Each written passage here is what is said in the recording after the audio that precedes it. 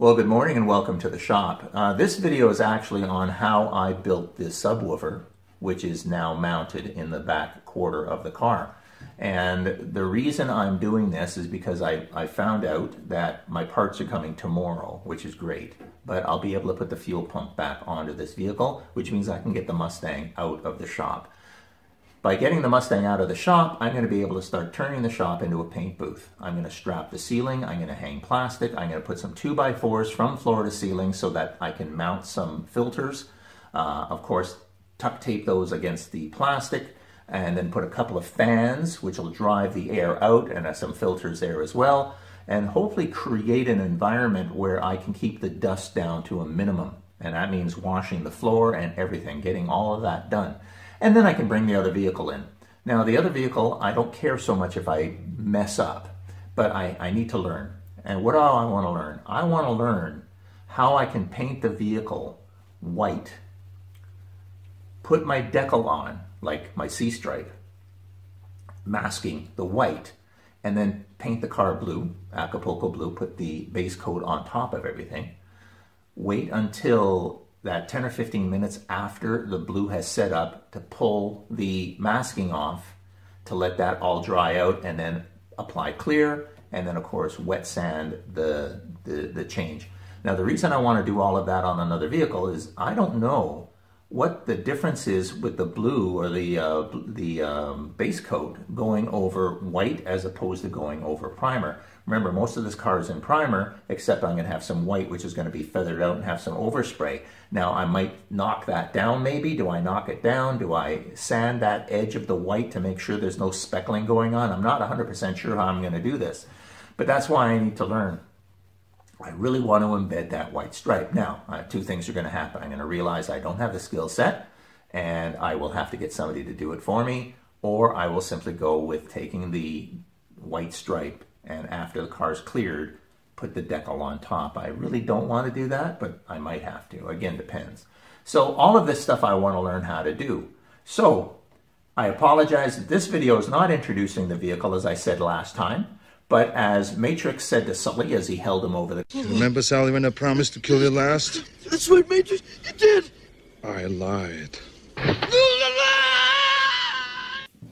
Well, I didn't lie, but let's wait one more day. And the only reason I'm going to do that is because my parts are coming. If they weren't going to be here till next week, then I would have brought the other vehicle in. But perfect opportunity, get the Mustang out, clean the shop, bring the other vehicle in, and we can go from there. But after all is said and done, this video is about how to build a speaker box or a subwoofer. So let's get on to that.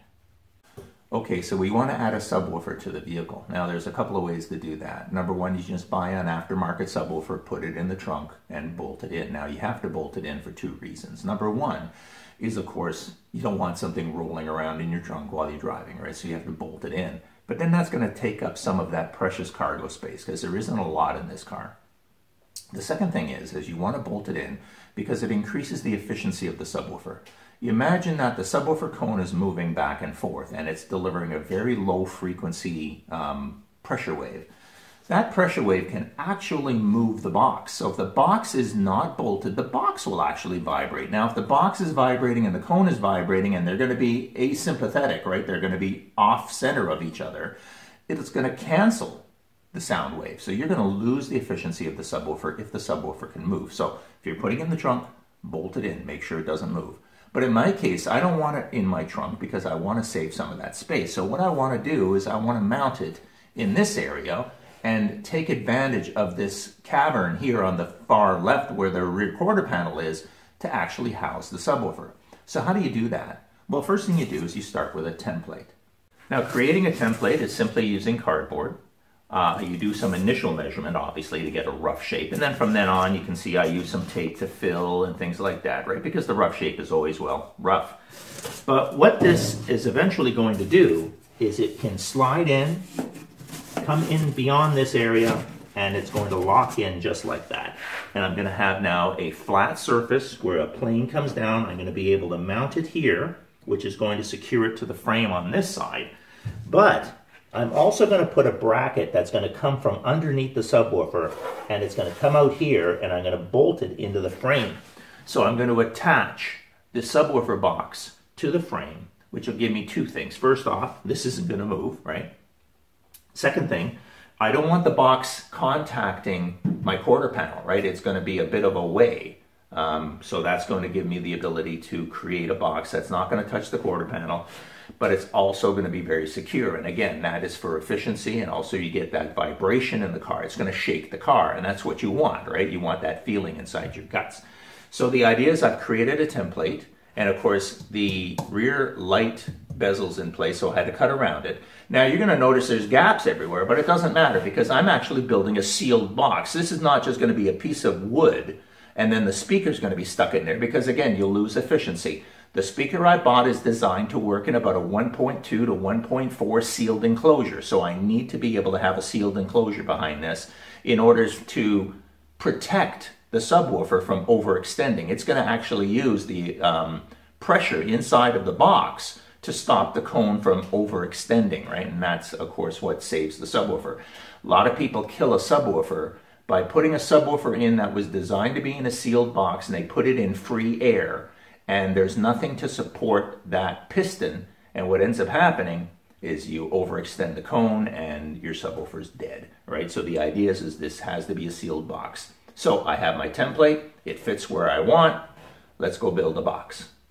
Okay, so here's my template that we drew up, and there's the box I created. So what I'm using is 3/4 inch plywood. Now normally I would use MDF. Now the problem in this application is this car moves and it's going to twist and roll. MDF is a fantastic material because of its density. The problem with MDF is it can crack, it can break, it is brittle. And I don't want to take a chance. So building this out of 3/4 inch plywood, this can actually flex and it won't have any problems. So the initial layout is done through the template. Now in the back, I've already built a box.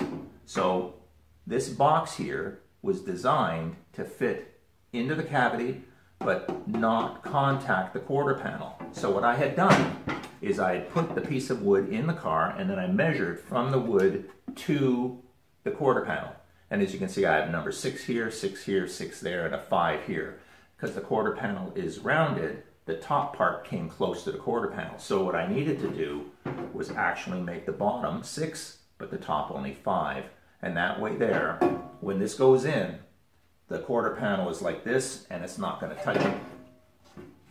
So now with the subwoofer box built and the outer frame built, what I need to do is, how do I secure this to the car? So I do have the option of putting a couple of screws in here because I have that where the inner and outer wheel houses are.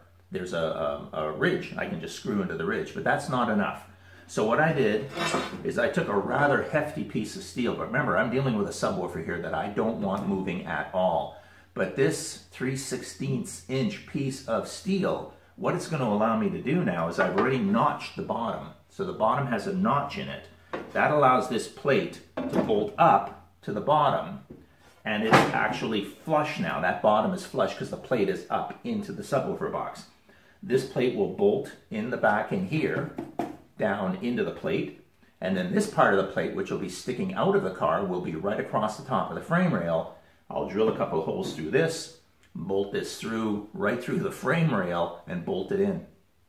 That's not only going to give me the security that this isn't going to go anywhere regardless of what happens to the car. It's going to stay where it's supposed to. It's not going to hit the fenders and cause problems. But the efficiency of the subwoofer, as I mentioned earlier, right? If the subwoofer box can't move, then the only thing you're going to do is the piston itself, the subwoofer itself, is going to move pressure for air and also vibrate the car, which is again part of that experience with the subwoofer. So I'm all ready to go. I'm going to throw some carpeting on top of this. I'm going to bolt my plate through the holes I've already pre-drilled, and we'll put it in the car and give it a test fit.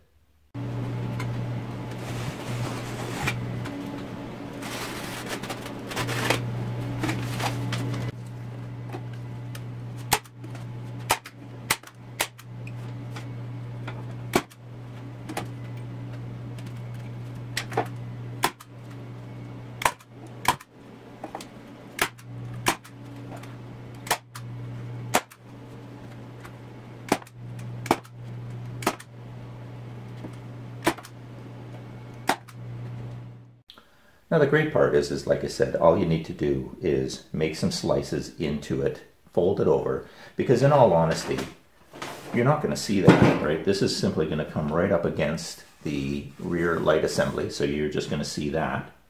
And then secondly, all I need to do is cut the hole for my subwoofer, and then over here the same thing. It's going to fit up against the inner and outer wheelhouse, and again, we'll bolt it in here. I'm going to mount my plate now, cut the hole, and we can put it in the car.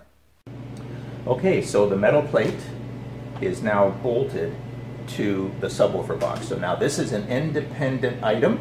Wherever I bolt this into the car, this will be structurally sound on its own. It will not need to be bolted anywhere else. It will be away from my quarter panel, and it won't impact my quarter panel because it's a sealed box. It's not like I'm going to get vibration at the quarter panel, because that sound wave is going to come back and strike the back of the box, and that's where it's going to terminate. Now you'll notice there's foam in the box.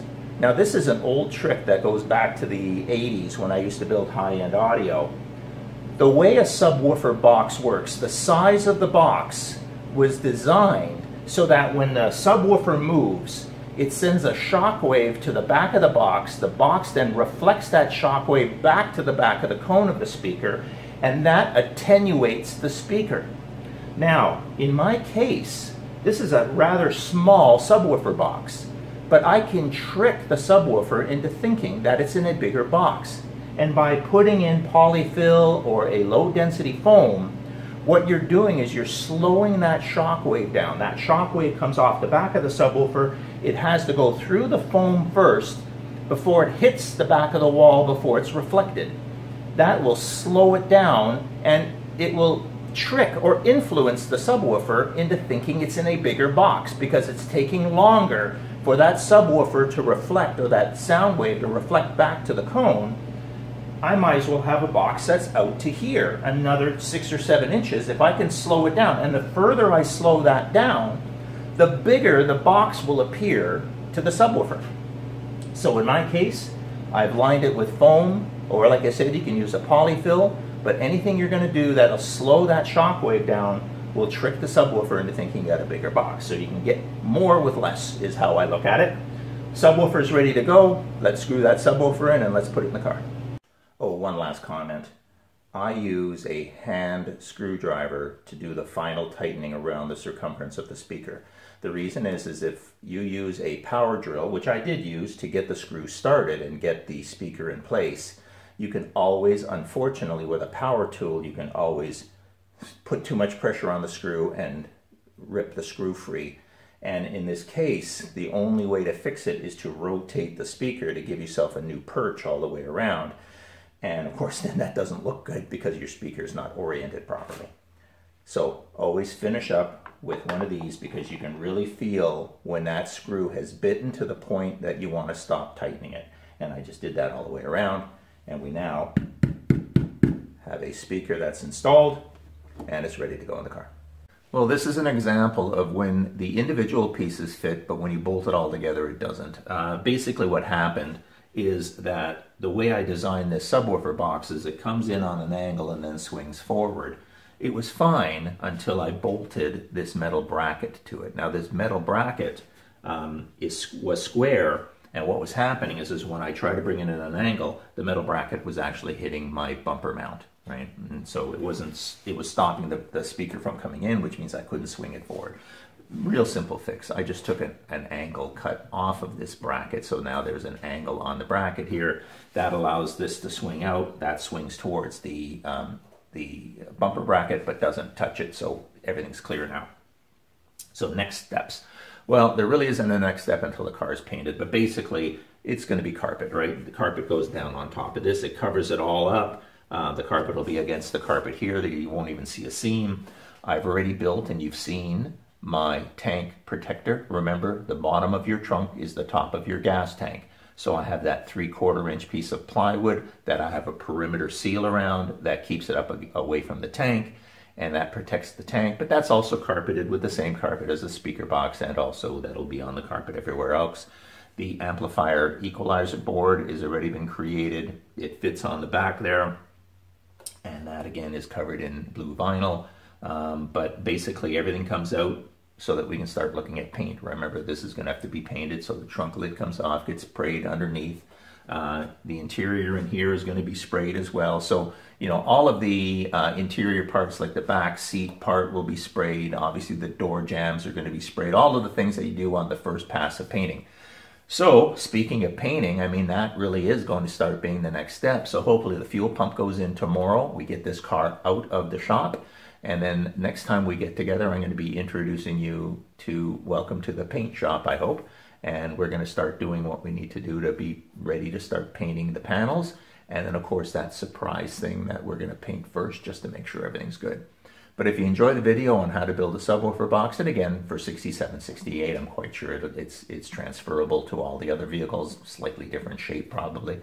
But the idea is, if you enjoy the video, hit that like button, and I will see you next time.